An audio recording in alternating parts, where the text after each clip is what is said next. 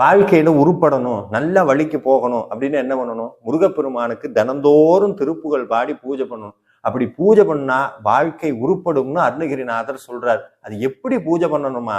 அன்போடும் ஆச்சாரத்தோடும் பண்ணணுமா.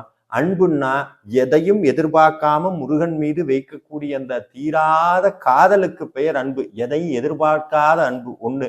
ஆச்சாரம்னா என்னன்னா உடல் சுத்தம், உள்ள சுத்தம், இதையெல்லாம் தாண்டி தொடர்ந்து பண்ணக்கூடிய அந்த வழிபாட்டுக்கு பெயர் ஆச்சாரம்னு பேர். ஆனா இன்னைக்கு நம்ம என்ன பண்றோம்னா 2 நாள் பூஜை பண்ணுவோம், 3 நாள் பூஜை பண்ணுவோம், ஒரு சஷ்டி விரதம் இருப்போம், 2 சஷ்டி விரதம் இருப்போம், 3ஆவது சொல்லுவோம் எனக்கு இருந்து ஒன்றும் கிடைக்கல, முருகன் என்னை ஏமாத்திட்டாரு, சோதனையை தான் கொடுக்குறாரு. இதெல்லாம் நம்மளை நாமே ஏமாத்திக்க கூடிய காரணங்கள். இதெல்லாம் விதியினால் ஏற்படக்கூடிய மாயைகள். இது உண்மை கிடையாது. ஓர் உண்மையை சொல்றேன், முருகனுக்கு பூஜை பண்ணணும்னா கூடி முருகனுடைய அருள் இல்லாம பூஜை பண்ண முடியாது.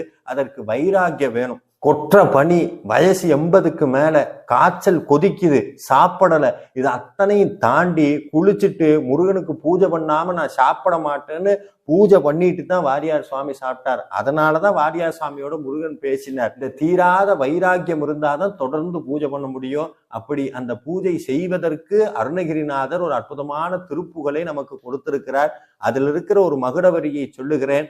தினந்தோறும் இந்த மகுடவரியை சொல்லி முருகனிடத்தில் வேண்டினால் இடையராது முருகனுக்கு பூஜை செய்யக்கூடிய பெரும் பேற்றை நமக்கு அருள்வார். அந்த வரி என்னன்னா, என்னாலும் உன் புகழே பாடி நானினி அன்புடன் ஆச்சார பூஜை செய்து உய்ந்திட வீணால் படாதருள் புரிவாயே. அதாவது முருகா, தினமும் நான் உனக்கு பூஜை பண்ணணும், உன் திருப்புகழ் பாடணும், என் வாழ்க்கை உருப்படணும், என் வாழ்நாள் வீணாகாம இருக்கணும், இது அத்தனைக்கும் உன்னுடைய அருள் வேணும்னு கேட்கிறார். இந்த மகுடவரியை தினந்தோறும் சொல்லுங்கள். நிச்சயமாக முருகப்பெருமான் உங்களுக்கு நல்ல வாழ்க்கையை காட்டுவார். நன்றி, வணக்கம்.